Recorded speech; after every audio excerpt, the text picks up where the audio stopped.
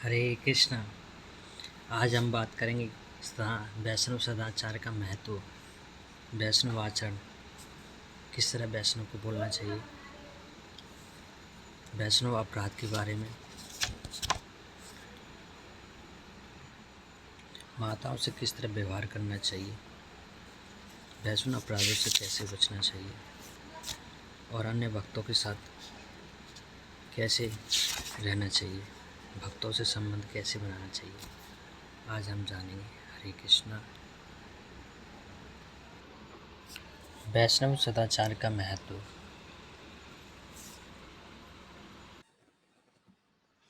वैष्णव सदाचार संबंधित है पुस्तक भक्ति रसामृत सिंधु उपदेशामृत और श्रील प्रभुपाद जी के द्वारा लिखित पुस्तकों में उनके पत्रों एवं संभाषणों से संकलित की गई है। भगवान श्री चैतन्य महाप्रभु वैष्णव को सदाचार संबंधित देश उपदेश देते हुए श्रील गोस्वामी सनातन गोस्वामी से कहते हैं, यद्यपियो तुम्हें हऊ जगत पावना, तुम स्पर्शे पवित्र हयो देव मुनि गण, तथापि भक्त स्वभावो मर्यादा रक्षण, मर्यादा पालन है साधु भूषणम। श्री चैतन्य चरितामृत अंतलीला। हे सनातन, यदि तुम संपूर्ण ब्रह्मांड का उद्धार कर सकते हो और देवता गण भी तुम्हारे स्पर्श शुद्ध हो जाते हैं, फिर भी वैष्णव आचार्य का पालन एवं उनका रक्षण करना यह भक्त का एक स्वभाव है। वैष्णव आचरण का पालन करना यह भक्त का सच्चा आभूषण है। मर्यादा लंघे घने लोक, लोक करे उपहास, लोक पर लोक दुई है नाश। जो भी वैष्णव सदाचार को उल्लंघन करता है, संपूर्ण जगत का उसका उपहास करता है और इस प्रकार इस लोक परलोक दोनों में ही नष्ट हो जाता है। जो ही भक्तों का निंदा करता है और उपहास करता है, तो इस लोक से परलोक दोनों ही हुए नष्ट हो जाता है। इसलिए श्री चैतन्य महाप्रभु ने वृंदावन के 6 गोस्वामी को 5 महत्वपूर्ण उपदेश प्रदान किए। उन उपदेशों के आधार पर श्री अंतर्राष्ट्रीय कृष्ण भावनामृत संघ के बढ़ते प्रचार के हेतु नियमों की रचना की गई।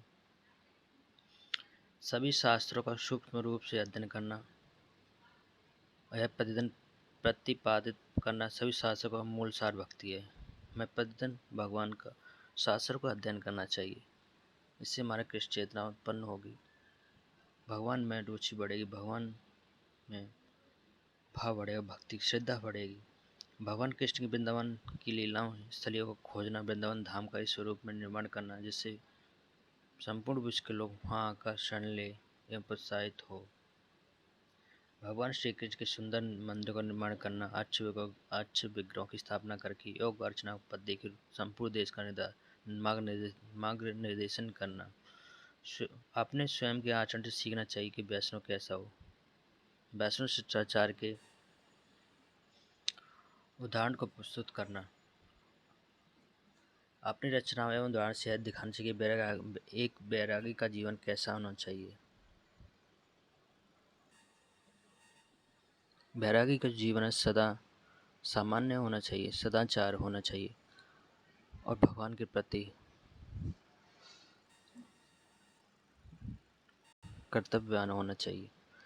कृष्ण भावनामृत का सार वैष्णव आचरण। भक्तों का जीवन सदा उच्च विचार के तत्पर आधारित होना चाहिए। भक्त का जो जीवन है सदा उच्च विचार होना चाहिए और भक्तों का जीवन कैसा हो इसके बारे में अनेक नियम तत्व। उनका सब उद्देश्य यह है कि सभी एक मूलभूत नियम भगवान श्री कृष्ण का स्मरण कभी भी उनका विस्मरण न हो कि पूर्ति हेतु आवश्यक होने चाहिए। यह नियम सर्वोच्च तथा सभी के इसके अधीन है।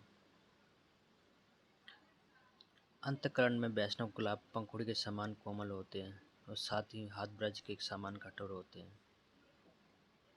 वैष्णव जो होते हैं निर्दोष होते हैं, अर्थात भी कभी दूसरों के दोष नहीं देखते। वैष्णव केवल दूसरों की स्तुति सुनते हैं, दोष नहीं। वैष्णव बहुत कृपालु होते हैं, निर्दोष होते हैं। जब वैष्णव अपराध हमसे हो जाता है तो वैष्णव के तुरंत क्षमा याचना मांगनी चाहिए, क्योंकि वैष्णव जो दयालु होते हैं वे तुरंत क्षमा कर देते हैं। सदाचार सत्य आचरण के बिना कोई सफल नहीं होना चाहिए। हमें सदाचार सदाचार रहना चाहिए। सत्य आचरण के बिना कोई सफल नहीं हो सकता। सत्य आचरण करना चाहिए। शिष्टाचार के बिना यदि कोई वेदों सभी अंगों का अध्ययन भी क्यों न किया हो, फिर वो शुद्ध नहीं हो सकता। जिसके अंदर शिष्टाचार नहीं है और किसी वेदों का अंगों अध्ययन भी क्यों ना, उन्हें वेदों को क्यों नहीं पढ़, फिर भी वह शुद्ध नहीं हो सकता। शिष्टाचार का पालन करने वाला व्यक्ति यदि सभी शास्त्रों में पारंगत वैष्णव बनता तो मृत्यु के उस समय ब्रह्मस्थ ज्ञान नष्ट हो जाता है।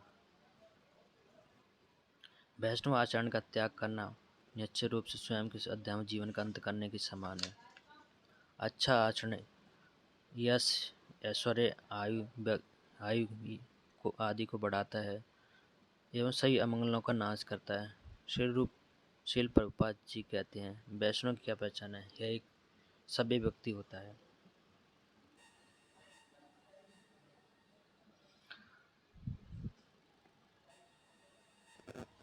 हमें किस तरह बोलना चाहिए?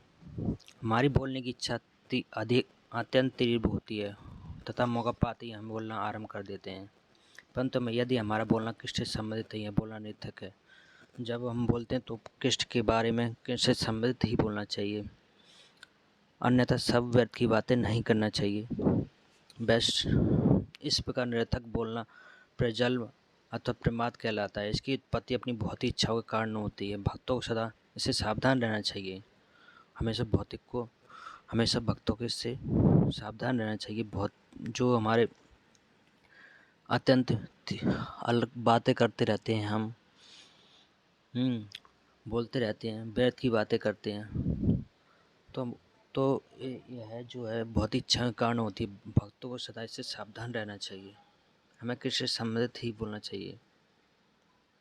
सभी भौतिक सांसारिक साहित्य की भी हमारी इस बोलने की प्रवृत्ति का व्यवहारिक प्रदर्शन है। श्री प्रभुपाद जी उपदेशामृत में कहते हैं कि भौतिकतावादी लोगों को सदा समाचार पत्र, मासिक पत्र, उपन्यास के ढेर ढेर पढ़ने में, शब्द पहली हल करने में तथा अन्य नितक बातें गप्पे करने में आनंद आता है।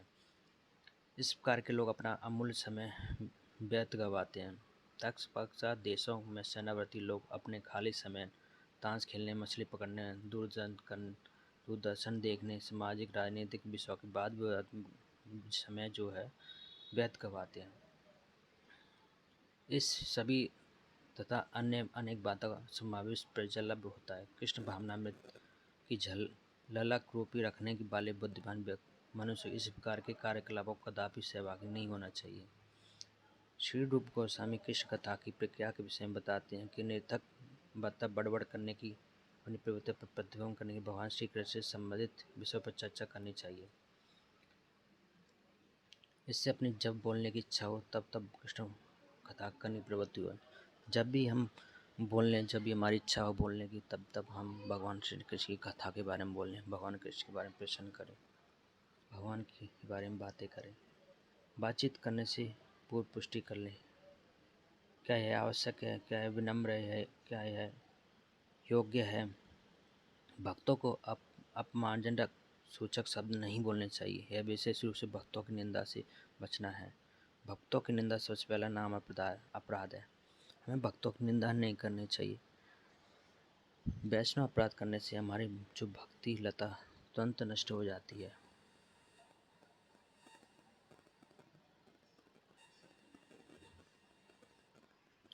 भक्तों से संबंध एवं व्यवहार। भक्तों के 3 स्तर हैं।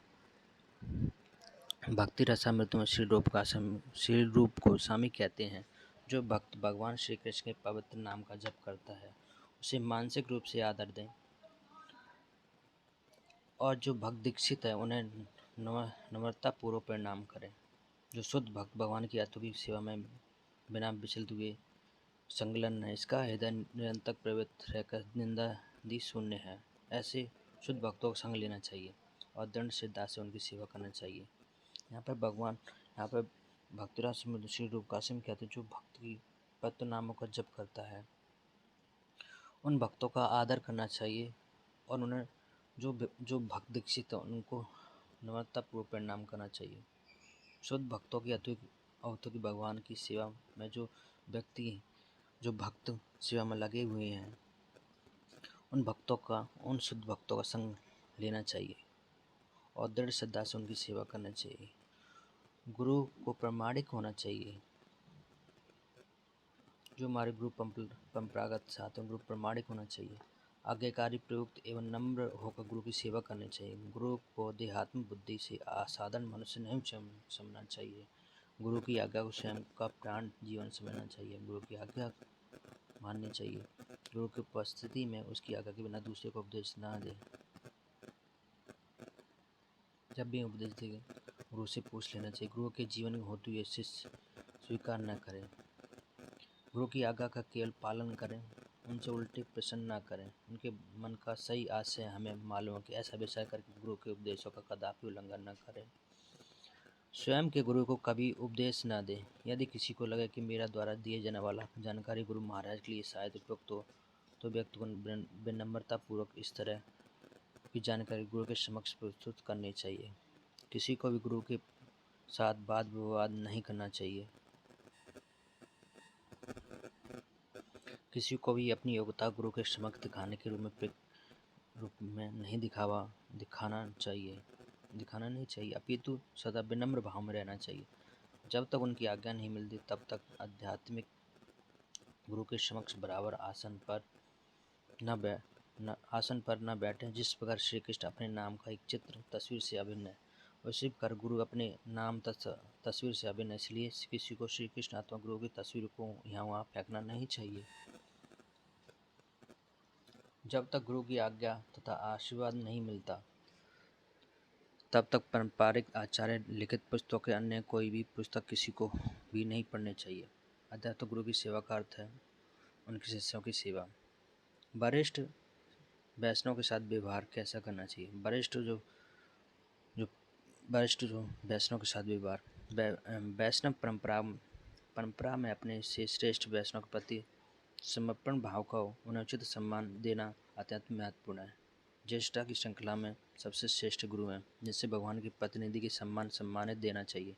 इसलिए हम जिस प्रकार श्री कृष्ण का सम्मान करते हैं उसी प्रकार हमें प्रतिनिधि योग का सम्मान करें। इनकी तक्ष पर सन्यासी का क्रम आता है। जो सन्यासी में श्रेष्ठ का विचार करते समय जिन्होंने पहले सन्यास दीक्षा ली है उन्हें श्रेष्ठ सन्यासी समझना चाहिए।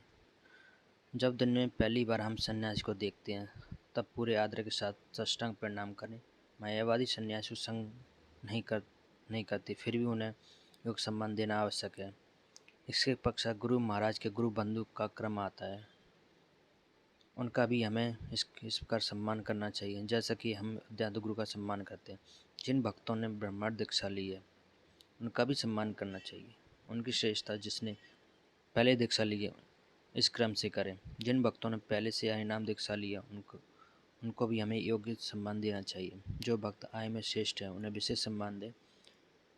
ज्येष्ठ वैष्णव के उपस्थित में उनकी अनुमति के बिना दूसरों को उपदेश न करें। जो वरिष्ठ वैष्णव के बाद विदाओं के समय तटस्थ भूमिका स्वीकार करती हो, किसी का भी पक्ष नहीं लेना चाहिए। आरती होने के पश्चात भक्तों को आरती देते समय ज्येष्ठ विचार करना आवश्यक है।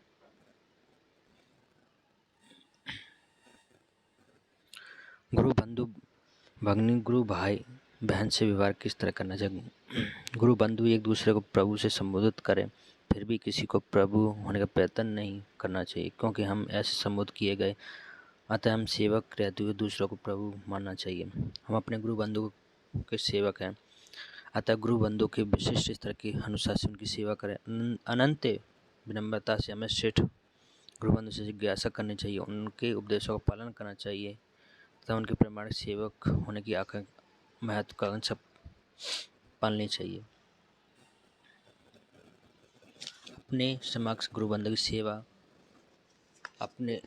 उनके मित्र बनकर उनकी सेवा करके उन भक्ति मार्ग में प्रेरित करें। जो हमसे कनिष्ठ है उनकी सेवा हमें योग्य मार्गदर्शन करके प्रोत्साहन देकर ज्ञान देकर ही करनी चाहिए। जब तक दूसरे गुरु बंधुओं से नहीं मिलते तब तक नीचे झुककर प्रार्थना बोलनी चाहिए। वाक्शा कल्पत्र उत्सवस्य कृपा सिंधु एव च पत्ताना पावनभ्यो वैष्णव भयो नमो नमः। अत्यंत गुरु की आज्ञा के बिना गुरु बंधु को अपनी व्यक्तिगत सेवक के रूप में कदापि स्वीकार न करें। भक्तों से संबंधित स्थापित करते समय अपरिचयात अवज्ञा इस उक्ति को कभी स्थान न दें। भक्तों को एक दूसरे के प्रति व्यवहार सम्मानपूर्वक, अपराध रहित या छल कपट से रहित होना चाहिए। भक्तों को एक दूसरे के प्रचलित नाम, कर्मी नाम से नहीं पुकारना चाहिए।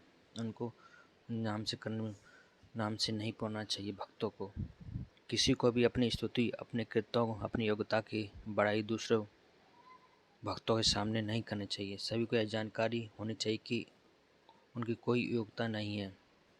हम जो करने के योग्य हैं वो केवल गुरु वैष्णव की कृपा मात्र से है। यदि गुरु बंधु, गुरु बहन किसी कारणवश कष्ट में हो, जैसे परिवार में किसी बीमारी, किसी सदस्य की मृत्यु या किसी कारण से उत्पन्न मानसिक रोग, ऐसे समय सांत्वना एवं उनकी यथासंभव सहायता करनी चाहिए। संकट के समय आवश्यकता होने पर मदद करता हुआ सच्चा मित्र है। भक्त के आपसी संबंध की परीक्षा मुसीबत के समय ही होती है। इस घटनाओं के समय हम भौतिक समझकर हमें दुर्बल नजरअंदाज नहीं करना चाहिए। यदि कोई भक्त किसी कारण बस भक्ति सेवा के मार्ग से पथ भ्रष्ट हो गई हो, काफ़ी दिनों में भक्तों के संग में न हो, तो माया में ऐसा कहकर उसका तिरस्कार न करें अथवा उस पर इस प्रकार टिप्पणी न करें जिससे वह अध्यात्म गुरु के चरण कमलों से दूर चला जाए। प्रत्येक व्यक्ति द्वारा उसे प्रेम, उत्साह, मैत्री मिलनी चाहिए, जिससे उसे यह आभास हो कि वह पुनः अपने घर भक्तों के संग में वापस आ गया है। वैष्णव संशोधन। श्रील प्रभुपाद को कृष्ण कृपा मूर्ति संशोधित करें। है सन्यासी परम पूजनीय ब्रह्मचारी को नाम के पक्षात ब्रह्मचारी संज्ञा होनी चाहिए। कृष्ण जैसे कृष्णदास ब्रह्मचारी गृहस्थों का अधिकारी सर्वनाम सन्यासी को महाराज, कभी कभी स्वामी या गोस्वामी को सर्वनाम संबोधित करें। गुरु बंधु के नाम से आरंभ श्रीमान शब्द से करें।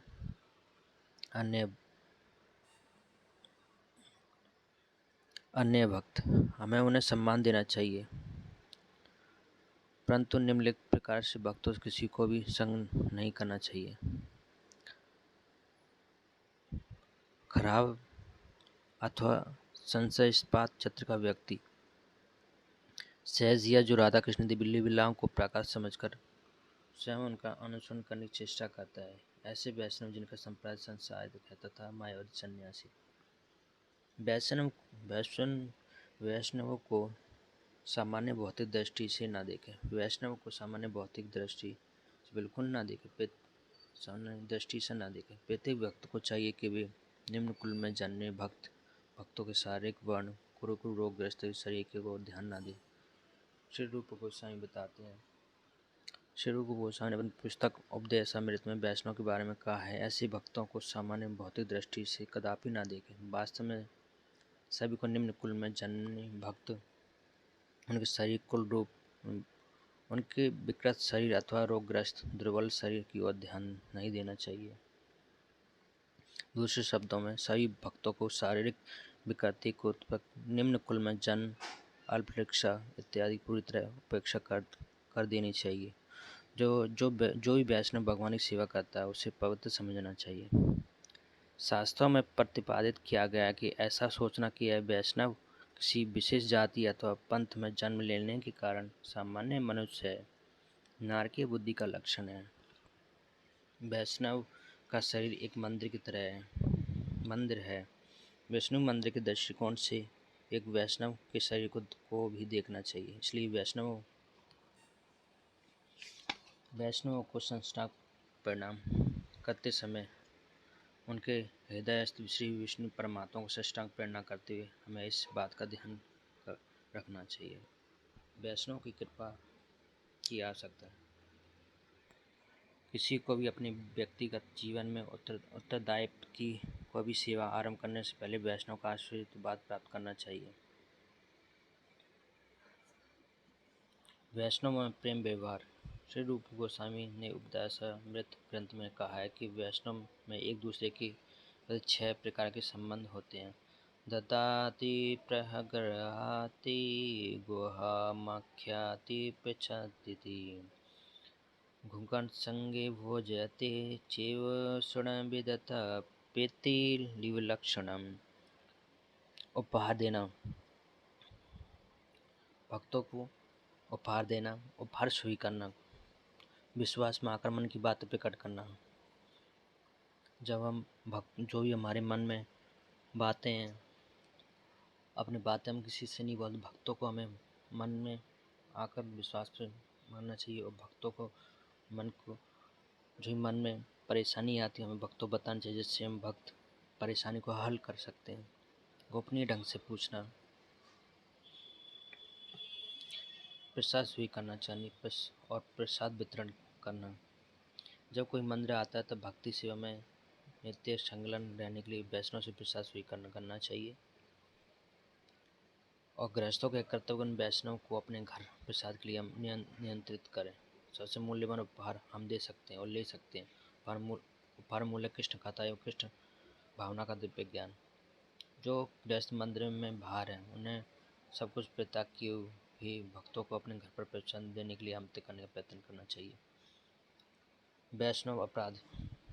भक्त का अर्थ उसे सभी परिस्थितियों तथा भौतिक उतार चढ़ाव सहन करना चाहिए।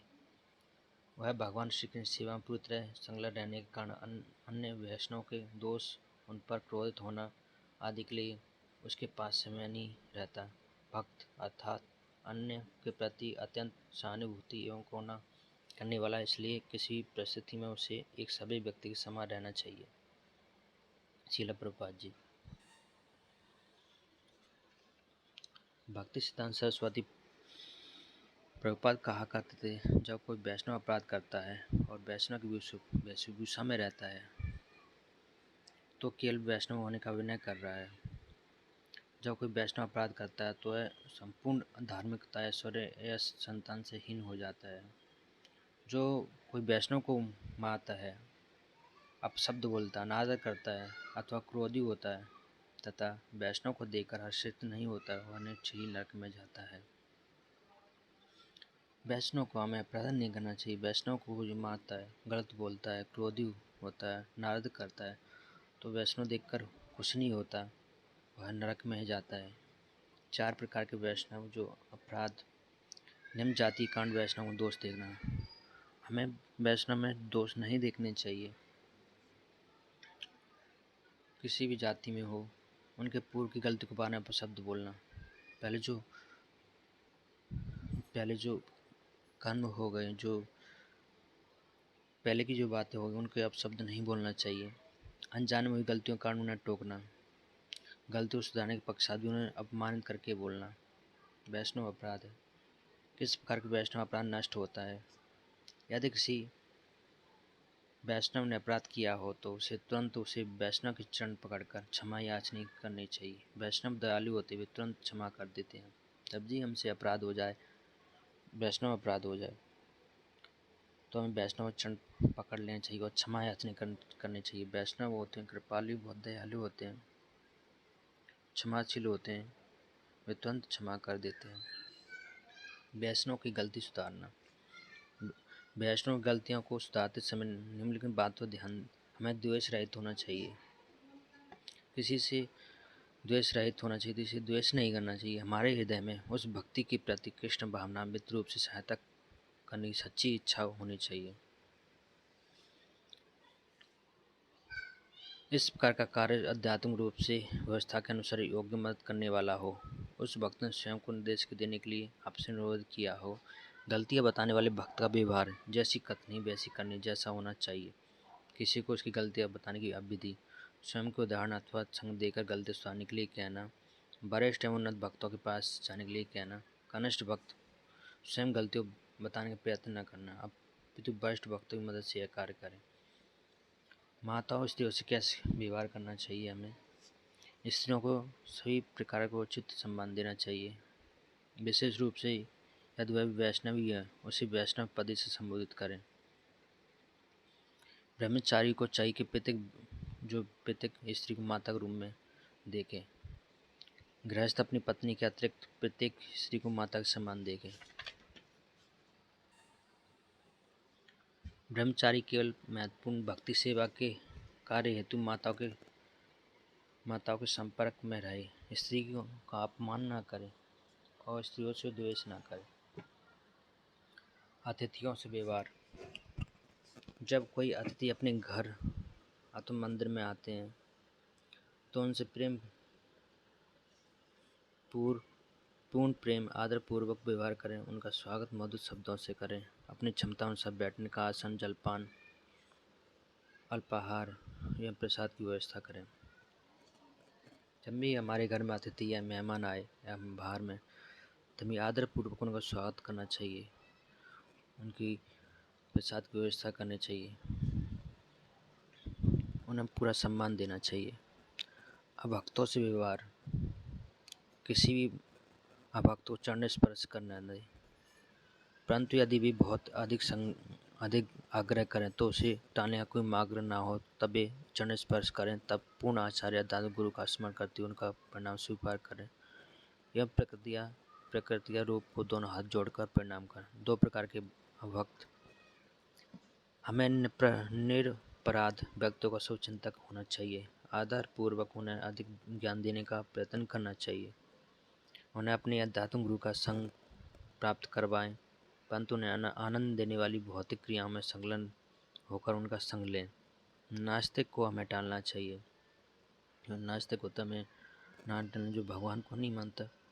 पवित्र नाम के विषय में नास्तिक को उपदेश देना पवित्र नाम के प्रति एक अपराध है। यदि विनम्रता पूर्वक पवित्र नाम की महिमा के बारे में श्रवण करना चाहते हैं तो उन्हें पवित्र नाम के महत्व के विषय में उपदेश दे सकते हैं। अभक्तों से व्यवहार, यदि अभक्त व्यक्ति हमारा मित्र तो हाथ जोड़कर हरे कृष्ण कह सकते हैं। यदि अभक्त व्यक्ति वरिष्ठ सम्मिलित हो तो हमें हरे कृष्ण कहकर झुककर नमस्कार कर सकते हैं। यदि हमारे समक्ष कोई व्यक्ति गुरु वैष्णव शास्त्रों के विरोध में कुछ कहे तो उस समय उस व्यक्ति को शांतिपूर्वक विस्तार से प्रमाण देकर संतुष्ट करना चाहिए, किंतु यदि यह संभव न हो तो तुरंत यह स्थान छोड़कर चले जाना चाहिए। इस प्रकार की अपराध बात सुनना आध्यात्मिक प्रगति के मार्ग में एक बहुत बड़ी बाधा है। लोगों से व्यवहार करते समय अपने अहंकार का त्याग करें। लोगों में अपने क्रोध को प्रकट न करें। विनम्रता एवं सहनशीलता से हम क्रोध एवं चिंता पर विजय प्राप्त कर सकते हैं। सार्वजनिक स्थानों पर बैठकर व्यर्थ वार्तालाप न करें। मूर्ख, पापी, पीड़ित, कुरूप, पतित एवं अपंग व्यक्ति को उपहास न करें। हमें जीवन में वैष्णव को संग करना चाहिए। वैष्णव अपराध कभी नहीं करना चाहिए। वैष्णव सदाचार रहना चाहिए और नियमों का पालन करना चाहिए। और जो भी हमें वैष्णव अपराध हो जाता है तो हमें वैष्णव से क्षमा याचना करना चाहिए, क्योंकि वैष्णव जो होते हैं बहुत दयालु होते हैं, वे क्षमा कर देते हैं। अपनी गलतियों को सुधारना चाहिए। प्रेम पूर्वक वैष्णव से हम व्यवहार कर सकते हैं। वैष्णव से हम कुछ प्रेम पूर्वक प्रश्न पूछ सकते हैं।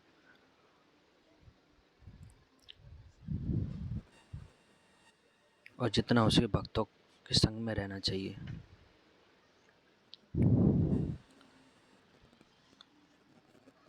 वाञ्छा कल्पतरुभ्यश्च कृपा सिन्धु एव च पतितानां पावनेभ्यो वैष्णवेभ्यो नमो नमः।